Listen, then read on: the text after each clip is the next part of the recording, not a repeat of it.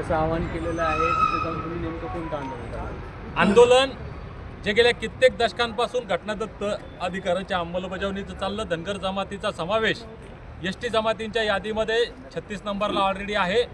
बाबासाहेबांनी जे अमृतरूपी आरक्षण धनगरांना दिलंय, पण इथल्या व्यवस्थेनं ते कैद करून ठेवलं.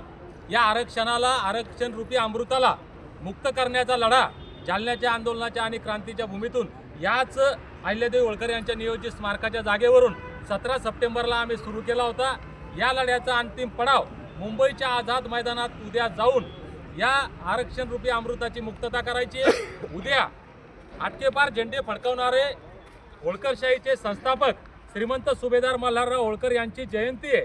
ही जयंती आतापर्यंतची या देशातील सर्वात मोठी ऐतिहासिक जयंती आझाद मैदानामध्ये साजरी करायची आणि धनगरांच्या घटनादत्त एसटी आरक्षण अंमलबजावणीचा लढा अधिक मजबूत करायचा. म्हणून आज जालन्याच्या या क्रांतीच्या भूमीतून आम्ही निघालोय. आमची सरकारला विनंती आपल्या माध्यमातून, स्वर्गीय अटल बिहारी वाजपेयी साहेबांनी पंढरपूरच्या पांडुरंगाच्या चरणी लाखो बांधवांना सांगितलं होतं की आम्ही सत्तेत आलो तर आपला प्रश्न सोडवतो.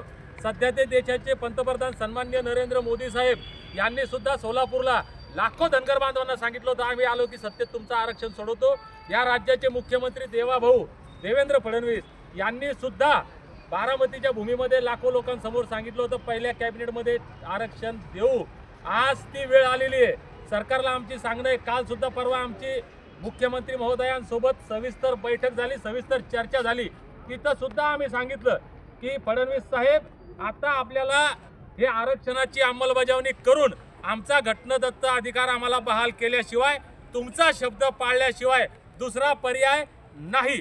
परवा सुद्धा मीटिंगमध्ये मुख्यमंत्री महोदयांनी ज्या काही गोष्टी आहेत सगळ्या सविस्तर चर्चा झाली.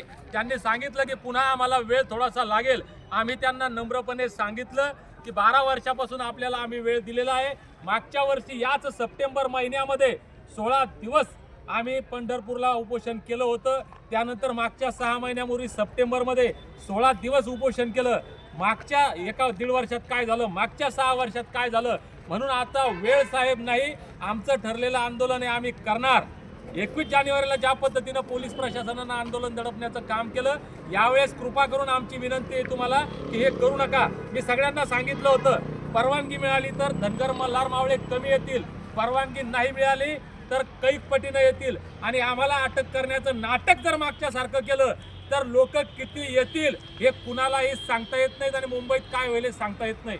पोलीस प्रशासनानं आम्हाला सहकार्य केलेलं आहे. मी सर्व पोलीस प्रशासनाचे आभार या ठिकाणी मानतो की त्यांनी आमच्या घटनादत्त अधिकारानुसार भारताच्या प्रत्येक नागरिकाला जो आंदोलन करण्याचा अधिकार आहे, आम्हाला ही आंदोलन करण्याची परवानगी दिली. सुद्धा मुंबईत गेल्यानंतर मी आजच या ठिकाणी नम्रपणे सर्वांना, महाराष्ट्राला सांगतो, शासनाला सांगतो, उद्या 10 वाजता जयंती साजरी केल्यानंतर ज्या क्षणी आमच्या एसटी आरक्षण अंमलबजावणीचा मार्ग मोकळा होईल, आमच्या लेकराबाळांच्या कल्याणाचा मार्ग मोकळा होईल, त्या क्षणी आमचं आंदोलन संपेल. तोपर्यंत संपणार नाही.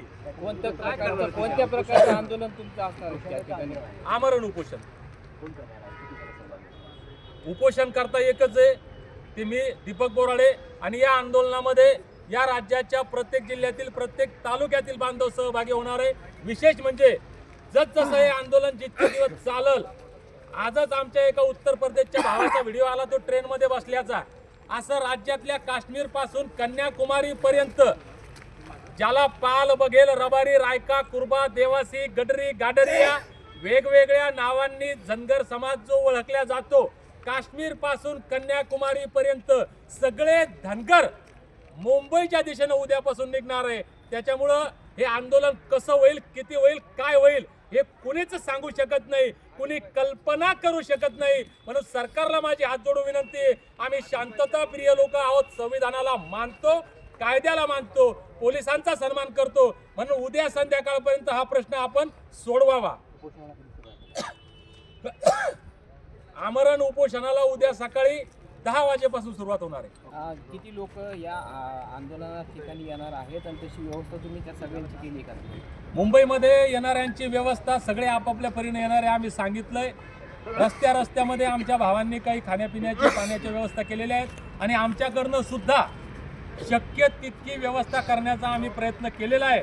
आणि लोक उद्या कमी येतील लोक, कारण लोकांना असं वाटतंय की सुरुवात झाली, एकदा ते पेटायला वेळ लागत असते. वनवा असतो, सुरुवातीला आग एकदम छोटीशी दिसते, पण ज्यावेळेस वनगा पेटतो आणि सबंध जंगल तो वनवा आपल्या विळख्यात घेतो, तो वनवा सगळ्यांचे डोळे फाडण्याचं काम करतो. तो वनवा विझवणं कुणालाही शक्य होत नाही. म्हणून शासनाला माझी विनंती आहे की दीपकनं आग पेटवलेली आहे, या आगीचं रूपांतर कोणत्याही क्षणी वनव्यामध्ये होऊ शकतं. हा वनवा भडकू देऊ नका. तसेच काही समाजातील तुमचे नेते मंडळी असतील ते आपल्या सोबत आहेत का? सगळे 100% धनगर समाज सोबत आहेत. मी सुरुवातीला म्हणलं हा जगन्नाथाचा रथ आहे.